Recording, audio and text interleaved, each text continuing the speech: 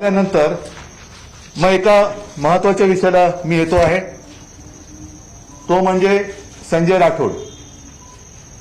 एकूण सरकार चालवताना मुख्यमंत्री, उपमुख्यमंत्री आणि ते सर्व मंत्रिपदावरती आम्ही विराजमान झाल्यानंतर आमची जबाबदारी असते ती म्हणजे न्यायाने वागणे.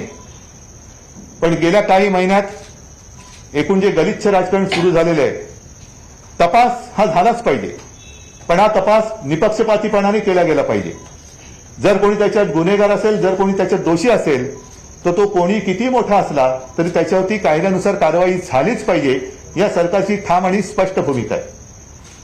या तपास यंत्रणेवरती आणि या तपासावरती कोणाला एखाद्याला सोडवायचं म्हणूनही दडपण असता कामा नये, पण त्याच बरोबरीने एखाद्याला लटकवायचाच आहे, त्याला आयुष्यातून उठवायचंच आहे असाही तपास असता कामा नये, असंही दडपण असता कामा नये.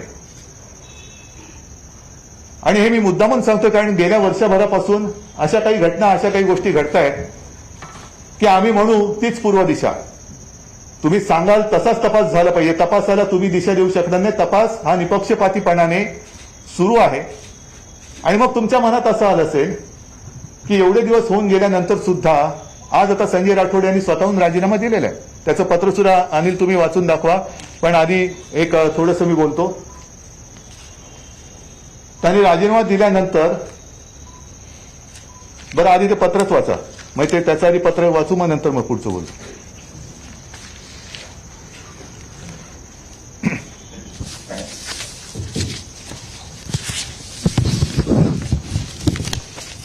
माननीय उद्धवजी ठाकरे, मुख्यमंत्री महाराष्ट्र राज्य यांची जय महाराष्ट्र. अत्यंत गंभीर अंतकरणाने मी हे पत्र आपणास लिहित आहे. आपण माझ्या भावना समजून घ्या असा विश्वास आहे. गेल्या काही दिवसापासून माझ्या भोवती दिवंगत पूजा चव्हाण यांच्या मृत्यूचे वादळ घोंगावत आहे. पूजा चव्हाण यांचा मृत्यू दुर्दैवी आहे. त्यांच्या मृत्यूचा निष्पक्ष तपास व्हावा व सत्य बाहेर यावे अशी माझी ठाम भूमिका आहे. पण या सर्व प्रकरणाचे राजकीय भांडवल करून राज्यातील विरोधी पक्ष माझ्या चरित्रावरती बेछूट चिखलफेक करीत आहे. सरकारला बदनाम करण्यासाठी मोहीम राबवत आहे. विधानसभा चालवता देण्याची त्यांची भूमिका लोकशाहीच्या दृष्टीने चिंताजनक आहे. या सर्व प्रकरणी दिवंगत पूजा चव्हाण व तिच्या कुटुंबियांची बदनामी विरोधात करत असून महाराष्ट्रात अशा खालच्या स्तराचे राजकारण कधीच झाले नव्हते. मी आपल्या मंत्रिमंडळात कॅबिनेट मंत्री म्हणून काम करत असलो तरी सगळ्यात आधी एक प्रबळ शिवसैनिक आहे. आपण माझ्यासारख्या शिवसैनिकाला मंत्रिमंडळात काम करण्याची संधी दिली त्याबद्दल मी आपला आभारी आहे व राहील. पूजा चव्हाण मृत्यू प्रकरणात तपास पूर्ण होऊन सत्य बाहेर येईपर्यंत सरकारचा मंत्री म्हणून पदावर राहणे नैतिकतेला धरून नाही, म्हणून मी माझ्या मंत्रिपदाचा राजीनामा देत आहे. पुनर्स्कार व्हावा. आपला नम्र संजय राठोड. हे संजयनी राजीनामा पत्र त्याच्या भावना व्यक्त केलेल्या आहेत. ह्या प्रत्येक गोष्टीला अनेक बाजू असतात. एक म्हणजे तुम्ही मनात विचार करत असाल की इतके दिवस का लावले. केवळ राजीनामा घेणं किंवा हातामध्ये काही पुरावे असोत नसोत गुन्हा दाखल करून मोकळे होणं म्हणजे कोणाला न्याय देणं असा त्याचा अर्थ होत नाही. ज्या क्षणी ही घटना घडली आणि आम्हाला सर्वांना कळली त्याच क्षणी आम्ही ह्या घटनेची निपक्षपातीपणाने चौकशी आणि तपास करण्याचे आदेश दिलेले आहेत. आणि पोलिसांना तशा सूचना दिलेल्या आहेत, तसे आदेश दिलेले आहेत की हा तपास चालू आहे असं नाही. एक कालबद्ध काहीतरी तुम्ही ठरवा आणि लवकरात लवकर तुमच्या तपासाचा अहवाल आम्हाला सादर करा. आणि मग त्याच्यातनं जे काही सत्य बाहेर येईल ते सत्य कोणालाही पाठीशी घालणार नाही. आणि कोण जर त्याच्यात आरोपी असेल, कोणी काही असेल, तर त्याला क्षमा होणार नाही. पण हे सगळं करत असताना नुसती आदळआपट करून तपासाची दिशा भरकटवून टाकायची, हा जो काही एकूण प्रकार आणि प्रघात घातला जातोय हा फार गंभीर आहे. आधी चौकशी नीट होऊ द्या, तपास नीट होऊ द्या. आणि तपासावरती ही तपास यंत्रणा तीच आहे ज्यांच्यावरती तुमचा अविश्वास आहे. तुमच्या काळात सुद्धा हीच तपास यंत्रणा होती आणि ह्याच तपास यंत्रणेने म्हणजे महाराष्ट्र पोलीस, मुंबई पोलीस यांच्यावरती सातत्याने अविश्वास दाखवला जातोय. पण ह्याच पोलिसांनी त्यांच्या काळात सुद्धा अगदी चांदा ते बांदा ज्या काही घटना दुर्घटना घडल्या असतील, ज्या काही मृत्यूची प्रकरणं घडली असतील, आत्महत्येची घडली असतील, त्यांचा सुद्धा तपास ह्याच यंत्रणेने केला होता. आणि त्यांच्यावरती तेव्हा तुमचा जर का विश्वास असेल तर आता विश्वास कसा काय दाखवता? शेवटी राज्य कोणावरती चालतं? पोलीस यंत्रणा असेल, इतर सर्व यंत्रणा असतील, ह्या सरकारच्या पाठकाणा असतात, एक मजबूत खांब असतो. आणि त्यांच्यावरतीच अविश्वास दाखवणार असाल तर मला असं वाटतं आपणच आपल्या हाताने पायावरती कुऱ्हाड मारून घेतो आहोत. हे जसं संजय राठोड यांचं पत्र आपल्यासमोर वाचून दाखवलं, त्यांनी दुपारी येऊन राजीनामा सादर केला आणि ही बातमी आल्यानंतर मगाशी मराठा आरक्षणासंदर्भात बैठक झाली, मग आमची मंत्रिमंडळाची बैठक झाली आणि ती संपून मी इथे येत असताना पूजाचे आई वडील आणि तिची बहीण ह्याच मला येऊन भेटले.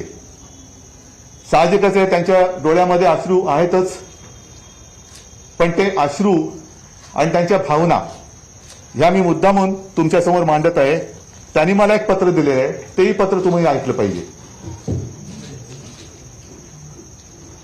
सन्माननीय मुख्यमंत्री महोदय, महाराष्ट्र राज्य, पूजा चव्हाण विजय आत्महत्या प्रकरणी होणारी आमची व आमच्या समाजाची बदनामी थांबवण्याबाबत महोदय, आमची मुलगी कुमारी पूजा चव्हाण हिचा दिनांक 7 फेब्रुवारी रोजी दुर्दैवी मृत्यू झाला. कुठल्याही माता पित्यासाठी आपल्या पोटच्या गोळ्याचा मृत्यू हा अत्यंत वेदनादायी असतो. आमची ही वेदना आता कधीही भरून येणार नाही. मुलीच्या अकाली मृत्यूच्या दुःखापेक्षा अधिक त्रासदायक व आक्षेपार्ह म्हणजे माझ्या मुलीच्या मृत्यू संदर्भात जी चर्चा होत आहे तिच्यावर खूप गलिच्छ आरोप लावून श्री संजय राठोड राज्यमंत्री यांचे नाव घेऊन उलटसुलट बातम्या येत आहेत, जे निराधार आहे. आपण या संबंधीच्या पोलीस चौकशीचे आदेश दिलेले आहेत. आपल्यावर आमचा पूर्ण विश्वास आहे व या घटनेचा तपास वेगाने व्हावा व जे दोषी असतील त्यांच्यावर आपण निश्चितच कारवाई कराल याची आम्हाला खात्री आहे. आमच्या मुलीचा बळी गेला, पण फक्त संशयावरून कोणाचाही बळी जाऊ नये. श्री संजय राठोड यांच्या राजीनाम्याची कोणतीही मागणी आम्ही केलेली नाही. आमची मुलगी गमावली, परंतु या राजकारण करून दररोज होणारे आरोपाने तिचा रोज बळी जातोय. याचे राजकारण करून श्री संजय राठोड यांना आरोपी ठरवून राजीनामा घेऊ नका. तपासामध्ये श्री राठोड किंवा अन्य कोणीही दोषी असल्यास कठोर कारवाई करून न्याय द्यावा, परंतु संशयावरून मुलीवर किंवा कोणावरही आरोप करू नये. श्री संजय राठोड हे समाजाचे नेते आहेत. ते खूप कष्ट करून येथपर्यंत पोहोचलेले आहेत. फक्त संशयावरून त्यांचा बळी घेऊ नये.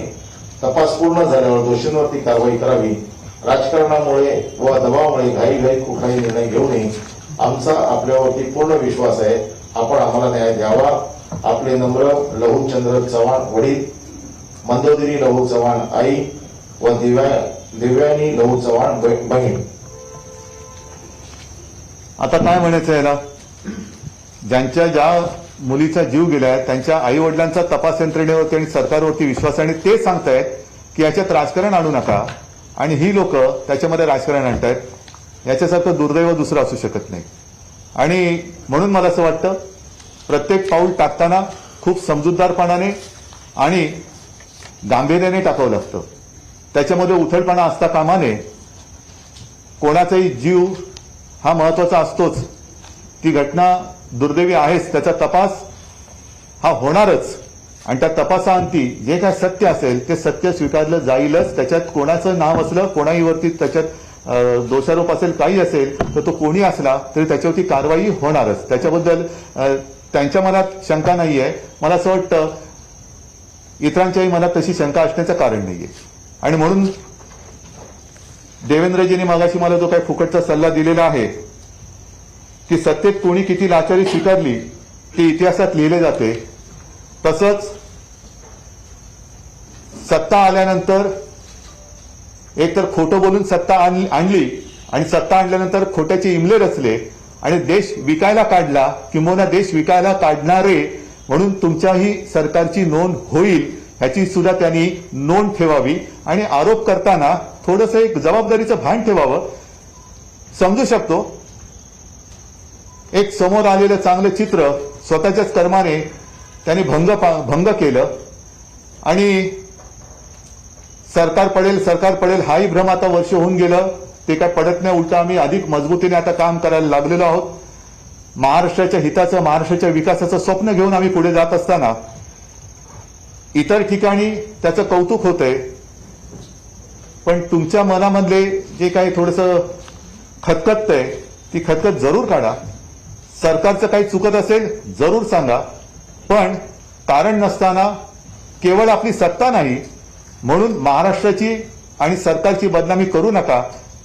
कारण स्वतःच्याच घरचा काळ अशी सुद्धा इतिहासामध्ये आपली नोंद होऊ देऊ नका. हीच माझी त्यांना हात जोडून नम्र विनंती आहे.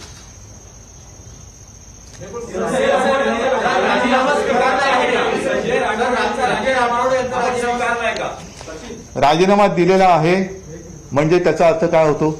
नाही, बरोबर आहे. तो म्हणजे तो नुसता काय फ्रेम करून लावण्यासाठी नसतो. तुम्हाला काय वाटलं राजीनामा दिला म्हणजे फ्रेम करून लावू? स्वीकारलेलाच आहे ना त्यांनी. राजीनामा स्वीकारलेलाच आहे. मी पुन्हा तेच सांगतोय, त्यांनी राजीनामा दिलेला आहे आणि तो स्वीकारल्यानंतर तो काही फ्रेम करून लावण्यासारखा नाहीये. पण त्याच्या मागे उगाचच त्यांना लटवायचंच आहे. अशा पद्धतीने आगपाखड जी चाललेली आहे ती बंद झाली पाहिजे. जे काय तुमच्याकडे पुरावे असतील जरूर द्या. त्याचं जाहीर चव्हाट्यावरती प्रदर्शन केलं, मग न्यायालय आणि तपास यंत्रणा हवी कशाला? तुम्हीच तपास करा आणि तुम्हीच न्यायालय व्हा. तुमच्याकडे काही असतील साक्षी पुरावे, जा ना, तपास काम करणारी जी लोक आहेत त्यांच्याकडे द्या, सादर करा. एक तर या प्रकरणात त्यांच्या आई वडिलांची तक्रार तर नाहीच आहे, उलट त्यांनी या तपास यंत्रणेवरती विश्वास व्यक्त केलेला आहे.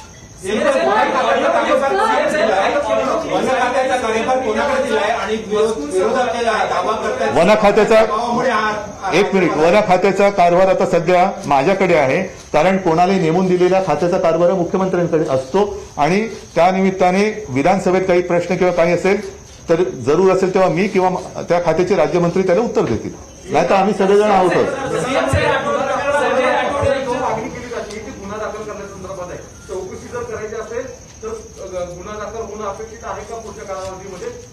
ह्याच्यामध्ये मला असं वाटतं तेही मुख्यमंत्री होते आणि त्यांना सुद्धा कल्पना आहे की पहिला एक तपासाचा अहवाल यावा लागतो. गुन्हा दाखल करून तपास किंवा तुम्ही म्हणताय म्हणून गुन्हा दाखल करणं असं त्याचा प्रकार होत नाही. आता तपास हा होतोय आणि तपासाचा अहवाल लवकरात लवकर सादर होणार हे तुम्हाला सांगितलं, सादर करायला सांगितलेले आहे. त्याच्यात जो काय असेल तो उघड होणार आहे अहवाल.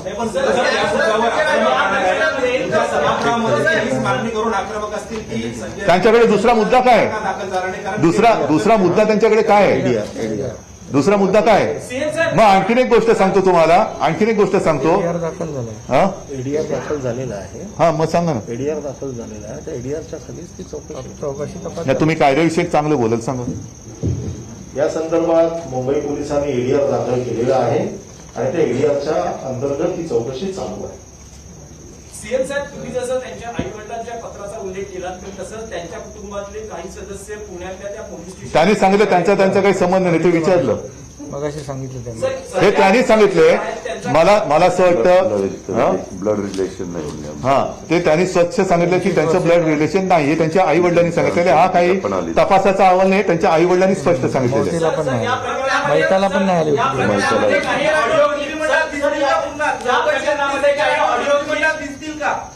चौकशी अहवाल झाल्यानंतर संजय राठोड जर निर्दोष असले तर पुन्हा मंत्रिमंडळात दिसतील का? तुमची काय इच्छा आहे? चौकशीमध्ये काय नाही, त्यांना पोचवायचंच ठरवलं असेल तर ते त्यांचा कशावर विश्वासच नाही हे त्यांनी म्हणजे. उद्या मी अजून काही म्हणतच नाहीये, तपासाचा अहवाल नीट येऊ द्या हेच माझं म्हणणं आहे. निपक्षपातीपणे तो येणार, पण त्यांना कदाचित त्याची खात्री असेल नसेल म्हणून ती यंत्रणाच तरी खोटी ठरवून टाकलेली आहे. म्हणजे काय वाटेल ते करा, तपास करा नका करू याला ठोकाच. हे हा कोणता न्याय?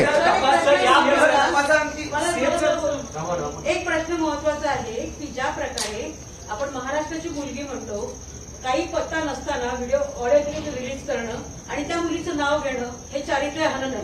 अशा लोकांवर आपण काय कारवाई करू? हा फार महत्वाचा प्रश्न आहे आणि हा मुद्दा महत्वाचा आहे. माझं म्हणणं आहे की याच्यावरती सुद्धा विचार करून, कारण त्या आई वडिलांची मागणी तीच आहे की आमच्या कुटुंबियांची आणि मुलीची बदनामी थांबवा, म्हणून त्यांच्यावरती आपण म्हणता म्हणून एक महिला म्हणून आपल्या भावनेचा मी आदर करतो आणि त्यांच्यावरती गुन्हे दाखल करण्याची सुद्धा जर तशी शक्यता असेल तर ते गुन्हे जरूर दाखल केले पाहिजे. नाव नसताना मुलीचं नाव घेणं हे प्रीतीपर्यंत मूल्यात बसतं. आणि चॅनलवर तुम्ही जेव्हा एखाद्या मुलीचं विनयभंग झाला किंवा नसेल झाला तरी नाव आणि फोटो दाखवणं, त्या कुटुंबाची बदनामी करणं, तेच त्यांचं म्हणणं आहे. मीडियाला पण अधिकार नाहीये आणि राज्य सरकारला आणि विरोधी पक्षांना पण नाही, हे मी पत्रकार असताना सांगते. नाही, आणि ही आभारी आहे. बदनामी तुम्ही थांबवा अशी जरूर आम्हाला तुम- जरूर तुम्हाला विनंती. जरूर धन्यवाद ताई. तुम्ही आता ते ऑडिओ क्लिप फिरवणाऱ्यांना गुन्हे दाखल करा म्हणता आणि त्यांच्याविषयी ऑडिओ क्लिप आहे त्यांच्यावर गुन्हे दाखल होत नाही, पीडीआर फक्त दाखल केला असं तुम्ही काय सांगताय. पुरावा कुठे आहे? हा प्रश्न तिथेही म्हणून मला असं वाटतं ह्याच्यात कोणी आतताईपणा करू नये. ज्या काही कोणाकडे पुरावे असतील, काही असेल, ते तपास यंत्रणा आहे, त्या तपास यंत्रणेकडे द्यावं. त्या तपास यंत्रणेचा संपूर्ण एक अहवाल तर येऊ द्या आणि त्याच्यामध्ये ते सगळे जे पुरावे आहेत ते धरले जातील, ते सगळे तपासून अहवाल येईल. सीएम साहेब, या चौकशीसाठी काही मुदत, काही कालावधी निश्चित करणार आहात का? कारण अनेक दिवस हा तपास सुरू राहील, हा एक प्रश्न. आणि दुसरा, संजय राठोड यांच्याकडे जो मंत्रिपदाची जी जबाबदारी होती ती आता कोणाकडे असणार आहे? नवे मंत्री असणार आहे की दुसऱ्याकडे? अरे घेतलं ना अरे तिकडे. तुम्ही ऐकताय का नाही हो? मगाशी मुख्यमंत्र्यांनी सांगितलं त्यांच्याकडे. दुसरा प्रश्न असा येतो, तुम्ही संजय राठोड यांचा चौकशी होईपर्यंत राजीनामा घेतला, परंतु धनंजय मुंडे यांच्यावरही अशा प्रकारचे नाही, परंतु अशा महिलांवरच्या संदर्भातले आरोप झाले होते. त्यांच्या संदर्भात वेगळी भूमिका आणि संजय राठोड यांच्याबद्दलची वेगळी भूमिका अशी आहे का? त्यांच्याबद्दल ज्यांनी तक्रार केली त्यांनी तक्रार मागे घेतली. पण आणखीन एक गोष्ट तुम्हाला सांगतो, नाही, यातही तक्रार कोणाची नाहीये म्हणजे याच्यात तर तक्रार कोणाची नाहीच आहे. तरी पण राजीनामा घेतला कारण त्यांनी नैतिकतेला धरून दिलेलं आहे की त्याच्यामुळे अधिवेशनच चालू देणार नाही. हा कोणता प्रकार आहे? मग मी आणखीन एका गोष्टीचा जरूर उल्लेख करेन की गेल्याच आठवड्यामध्ये आणखीन एक आत्महत्या मुंबईत झालेली आहे. तिच्याबद्दल कोणीच का बोलत नाही? जर संजय राठोड बद्दल तुम्ही संशय व्यक्त करता म्हणून त्याच्यावर गुन्हा दाखल करण्याची मागणी करता, ह्या दुर्दैवी घटनेत कुठेही आत्महत्येची म्हणजे सुसाईड नोट नाही, कोणाचे आरोप नाहीत, काही नाही, तरी गुन्हा दाखल करायची मागणी होते आहे. पण दुसरी जी आत्महत्या मुंबईमध्ये झाली त्या आत्महत्येमध्ये 13-14 पानाची सुसाईड नोट आहे आणि त्याच्यामध्ये विशिष्ट नावं लिहिली गेलेली आहेत. आता ती नावं जर का उच्चपदस्थ असतील तर त्यांचाही राजीनामा घेतला गेला पाहिजे आणि मुंबई पोलिसांना तपासाला त्यांना सहकार्य करायला लावलं पाहिजे. अन्यथा जर का ते भारतीय जनता पक्षाचे कोणी असतील तर त्यांना असा कोणाचा छळ करून आत्महत्या करायला प्रवृत्त करायला त्यांच्या वरिष्ठांचा आशीर्वाद आहे का? एका खासदाराने आत्महत्या केलेले 7 टर्मचा खासदार आणि तो 7 वेळा एका मतदारसंघातून जिंकून येतो. जिंकून आल्यानंतर त्याला आत्महत्या करायला मुंबईत येत आहेत आणि दुर्दैवाने त्याच्यात त्यांनी असं म्हटलेलं आहे की इकडे आल्यानंतर इथल्या मुख्यमंत्र्यांवरती आणि पवार साहेबांवरती माझा विश्वास आहे, ते मला न्याय देतील. मग त्याच्यात जी काही नावं दिली आहेत ती जर का भाजपच्या उच्च पदस्थांची असतील तर किंवा कुठल्याही तिथल्या प्रशासकीय अधिकाऱ्यांची असतील तर त्यांना तसा छळ करण्याचा आणि आत्महत्येला प्रवृत्त करण्याचा परवाना भारतीय जनता पक्षाच्या म्हणजे देवेंद्र फडणवीसांच्या नेत्यांनी दिला आहे का? त्यांना आशीर्वाद आहे का? ह्याचं उत्तर मिळालं पाहिजे. कारण जसं इकडे त्या पूजाने आत्महत्या केली तसं त्या डेलकर यांनी आत्महत्या केली. महिला आणि पुरुष हा एक फरक आहे, पण डेलकर यांनी आत्महत्या केल्यानंतर त्यांचं घर उघडं पडलं.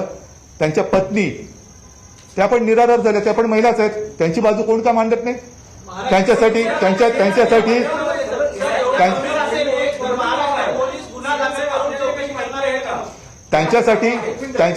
त्यांच्यासाठी रस्त्यावर का कोणी उतरत नाही?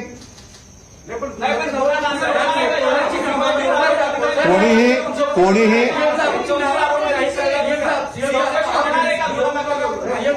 ये जो आपने जानकारी दी है कि हिंदी में प्लीज बताइए कि क्या नहीं, एक मिनट में सारी जानकारी हिंदी में दे दूंगा, जरूर दे दूंगा. लेकिन बात तो ऐसी है कि जिन लोगों के नाम मोहन डेलकर जी के सुसाइड नोट में है, पुलिस तो अपनी जांच करेगी, जरूर करेगी, लेकिन वो तो केंद्र शासित प्रदेश है और इसलिए मैं प्रधानमंत्री जी और केंद्रीय गृह मंत्री जी को भी रिक्वेस्ट करना चाहता हूं कि आप भी वहां की जो भी प्रशासन है उनको निर्देश करिए कि मुंबई पुलिस जब भी आएंगे तो अपना सहकार्य करे. माननीय मुख्यमंत्री जी, डेलकर जी के मामले में चर्चा ये है उनका क्रिमिनल बैकग्राउंड रहा है, इसलिए आप सुनकर नहीं है. जो आपने जांच की है उसमें क्या सामने आया है? नहीं, जांच अभी तक की नहीं है. अगर क्रिमिनल बैकग्राउंड होती या होगी तो उनके ऊपर आप केस कर सकते थे. केस कर सकते थे.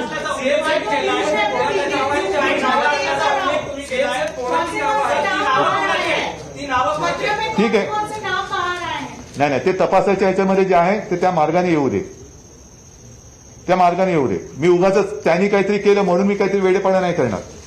सर, मोहन देलकर जी की मौत के मामले में आप कोई सीनियर आईपीएस अपॉइंट क्यों नहीं करते? कोई special- करेंगे ना, जरूर करेंगे, लेकिन ये भी जो विषय है उसके ऊपर भी चर्चा होनी चाहिए. आपण गुन्हा ईडीआर खाली दाखल झालाय, त्याच्या जसं जशी चौकशीमध्ये बाहेर येतील त्याच्याप्रमाणे मला गुन्हा दाखल.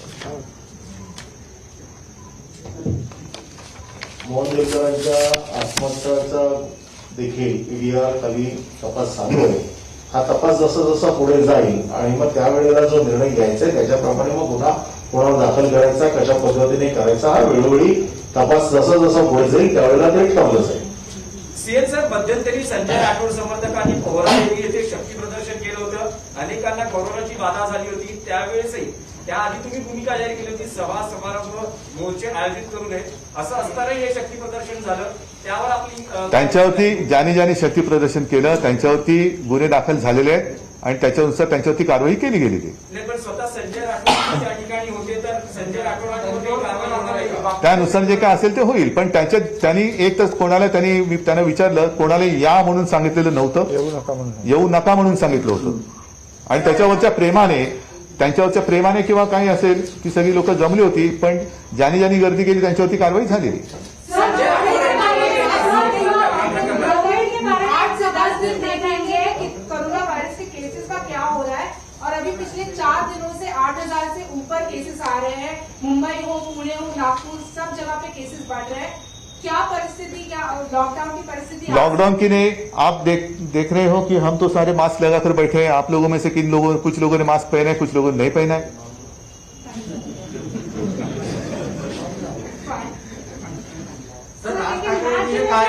लॉकडाउन होगा, राज्य भर में क्या वापस लॉकडाउन होगा? हमारी तो इच्छा नहीं है, लेकिन मजबूरी, ये जो शब्द है बड़ा विचित्र है. और इसलिए आपने देखा होगा कि पिछले मतलब आज का नहीं, पिछले रविवार को मैंने फेसबुक लाइव के माध्यम से लोगों के साथ बात की थी और तब मैंने सारे लोगों को यही कहा था कि जो भी सूचना आपको दे दी गई है उसका पालन करें, मास्क पहने और लॉकडाउन को ना कहे. तेव्हा मास्क काढल्याने मास्क लावणार नाही. मला माझा नमस्कार आहे त्यांना. सर, कोरोना से जुड़ा हर एक सवाल है. अब वैक्सीन जो दी जाने वाली है, वो 45 और 60 ईयर्स अबाव के लोगों को भी दी जाने वाली है. कल से वो ड्राइव शुरू होगा, लेकिन राज्य सरकार की तरफ से महाराष्ट्र के लिए स्पेसिफिकली इंस्ट्रक्शंस नहीं आई है. तो क्या कल प्राइवेट अस्पतालों में ये वैक्सीन मिलना शुरू हो जाएगा? पहले वैक्सीन तो आने दीजिए, फिर सूचना आएगी. पत्रकारांना कधी देणार? दिल्लीने कळवल्यानंतर सर, मेरा आपका ऑब्जर्वेशन क्या है कोरोना वायरस को लेकर? इतने दिन पास हो गए हैं, आपने 8-10 दिन का जो नहीं, देखिए ऐसा है, आपने अच्छा सवाल पूछा. बढ़त तो हो रही है. आज ही अभी हमने जानकारी ले ली, सब जगह बढ़त तो हो रही है. खास कर विदर्भ में अमरावती है, अकोला है, वाशिम आणि यवतमाळ, बुलढाना, यहाँ पिछले वक्त जब पीक पर थी केसेस, उससे भी ज्यादा क्रॉस किया है केस ने. तो सारे लोगों ने एक क्या कहे, मास्क तो पहनना चाहिए. जो 3 बातें हैं, वैक्सीन आएगी, जरूर आएगी, लेकिन वैक्सीन लेने के बाद भी मास्क तो पहनना ही होगा. आने वाले कुछ महीनों तक शायद ये सिलसिला जारी रहेगा और हमें तो थोड़ी सी एक ज्यादा खबरदारी म्हणतो तिथं घ्यावी लागेल. तो मुंबई लोकल एक विषय मराठा आरक्षण